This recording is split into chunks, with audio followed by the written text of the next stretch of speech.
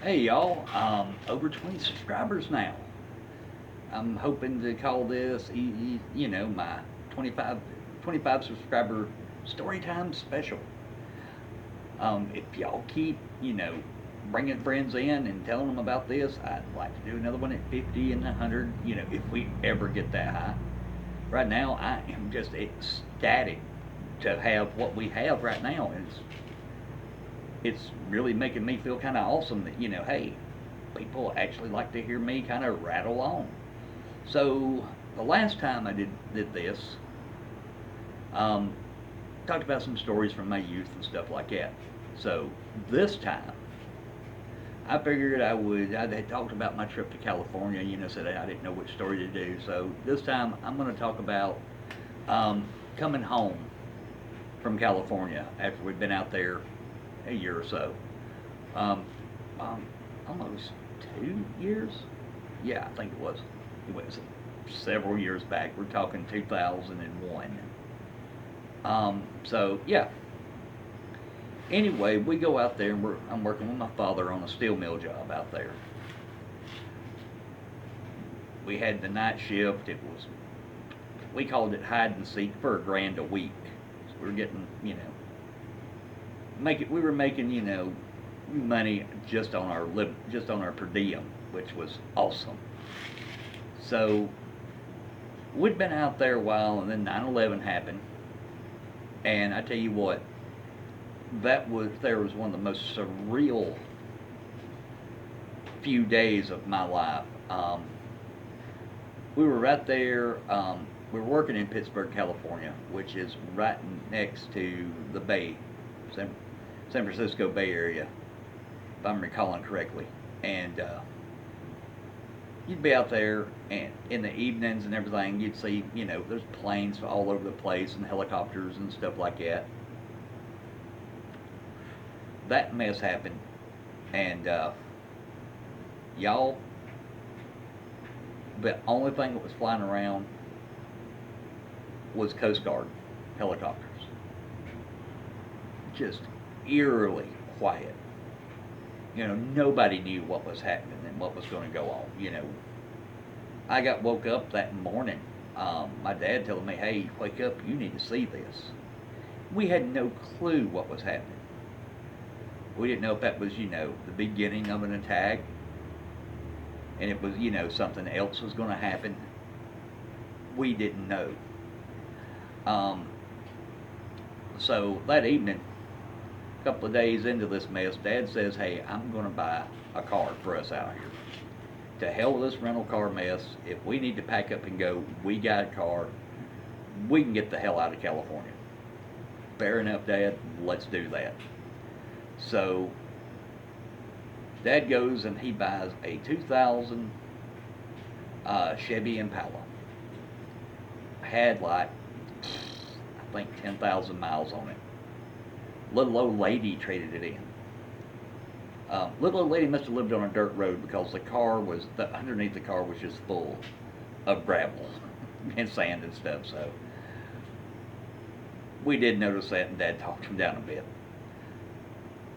Car run out great and all that. So we're out there, and we've been out there. It's a couple of months later, and it's getting time for me to have vacation. So Dad says, "Hey, take the Impala, drive home." And I'm like, "Sure, I'll drive cross country. This will be awesome." So the night before, I'm excited to go home. Get hardly any sleep. Next morning, I throw my duffel bag with my clothes in the car to come home, put some butt in the seat, and away I go. Now, telling y'all, I'm ready to come home. I had a 64 El Camino, kind of hot rodded up, 454, 4-speed, standard redneck hot rod. Ivory white, gorgeous car. It wasn't show quality, but the only thing it needed to be show quality was new chrome trim. But I kind of liked the character marks that were in the other one, so hey, here we go. So on the way home, I ain't made it out of California. I get I get on this back road to run back over and catch the interstate to go up there, and I think it was 40 I was going up to hit. And so get out behind this old man, and he's just taking his time. I'm like, okay, I gotta go.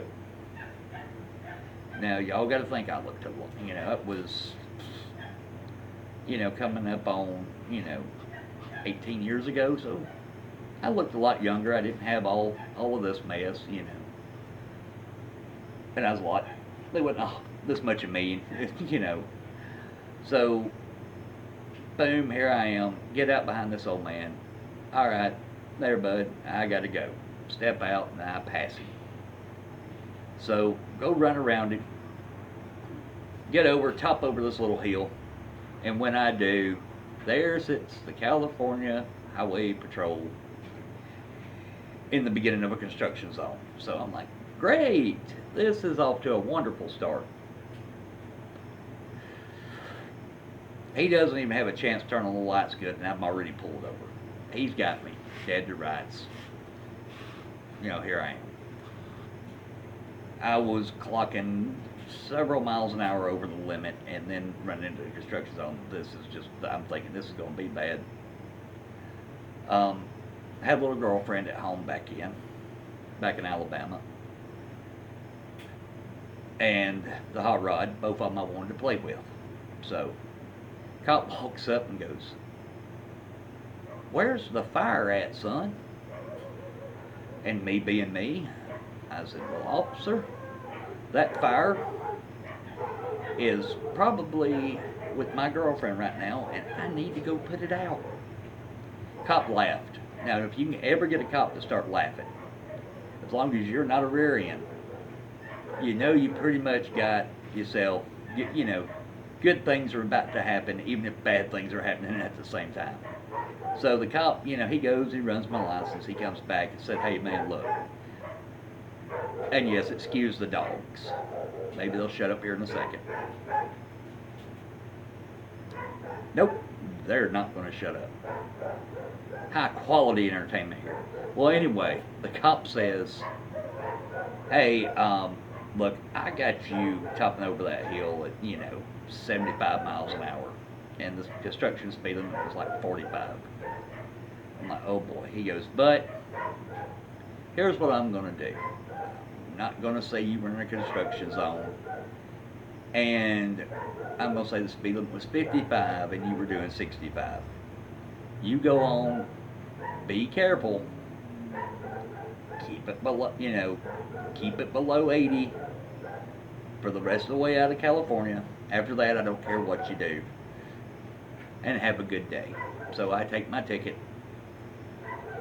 thankful it's that, and away I go. So, take off and head out of California. Every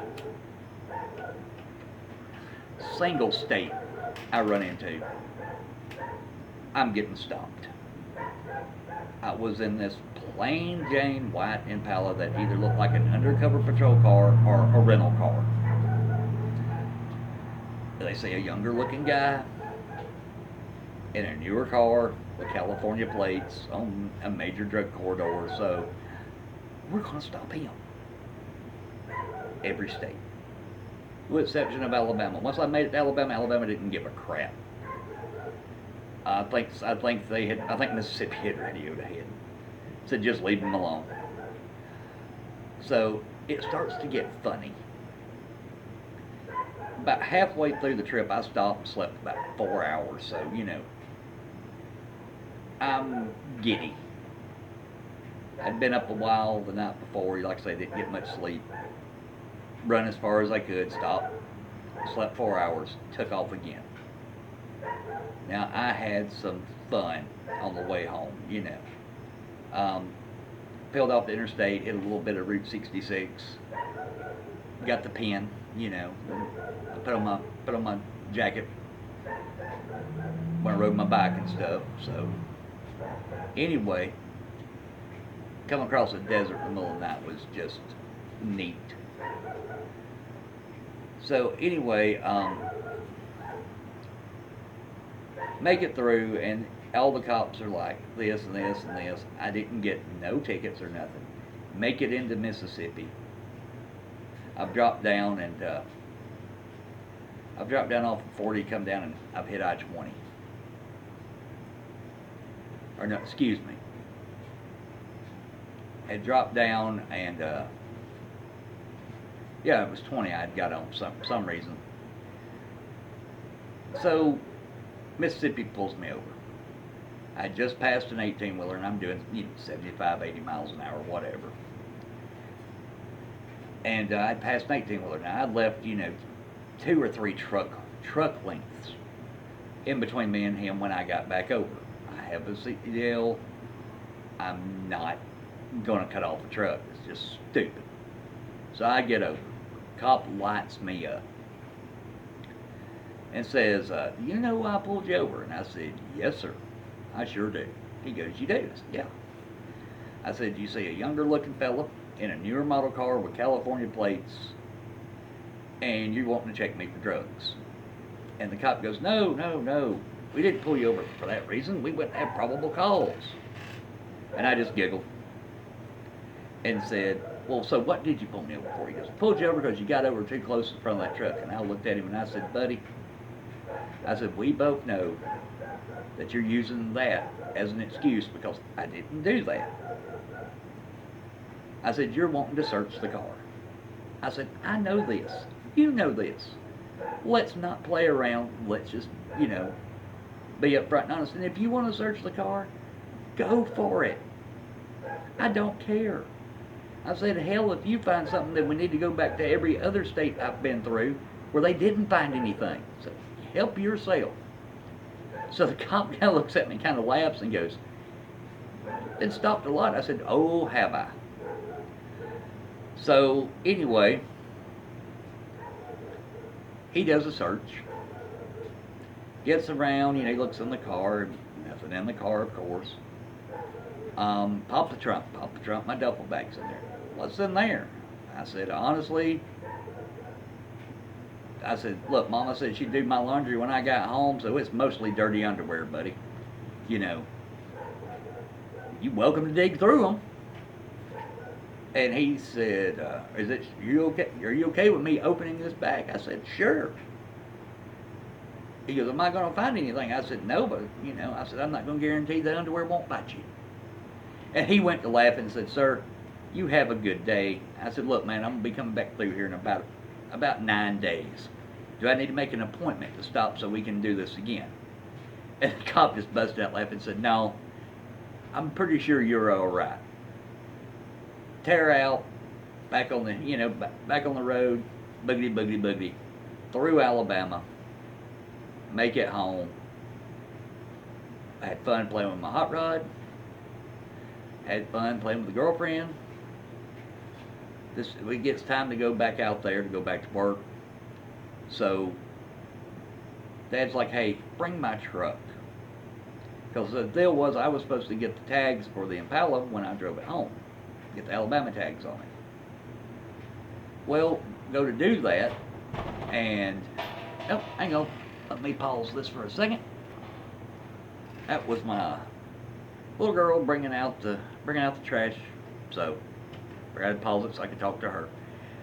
So anyway, go to the courthouse. Well, something's not right, or something, or they wouldn't let me do it because it was in his name. Some garbage, whatever. Dad says, "Well, bring my truck out here." So we get in his truck. That was a 2000 Silverado, that pewter color. And I swear, that truck turned clear on the interstate. Nobody looked at it. I don't care how fast you run. Nobody paid that truck any attention. Right back the same way we come in. Go back to work. Everything's fine. Come around Thanksgiving, I bought a '73 Harley And my dad, on the same day, bought him an 80 model Corvette, factory 4-speed car. Bright yellow. And that's a story I'll tell y'all. The trip home with my dad following me. The next time we hit a subscriber number. So, like I say, y'all, I really appreciate you. Share this mess, like it, whatever you're supposed to do. Hit the little bell if you want to be notified. Whatever. As long as you're enjoying the content, I will keep making it. The word I'm getting from, and this is honestly friends telling me, hey, it's good, keep it up, we like it. I hope that, this turns into more folks, finding out about it and liking it. Because I'm enjoying doing this. It's fun. And it's like anything else I do. When it stops being fun, I'll stop doing it. But I don't ever see this stopping to be fun. I mean, run my mouth a little bit, tinker with cars, show y'all how to do stupid things with what you have, to get by. And that's what we're going to keep on doing here at the Rusty Roader. Y'all have a lovely day. I am going to get off here and go get that shower that I desperately need. Because I had just got done recording one video and I've been sanding on the car today. And I am, just covered in paint dust. So, y'all take it easy. I will catch y'all next time, and thank y'all so very much for subscribing. Take it easy, y'all.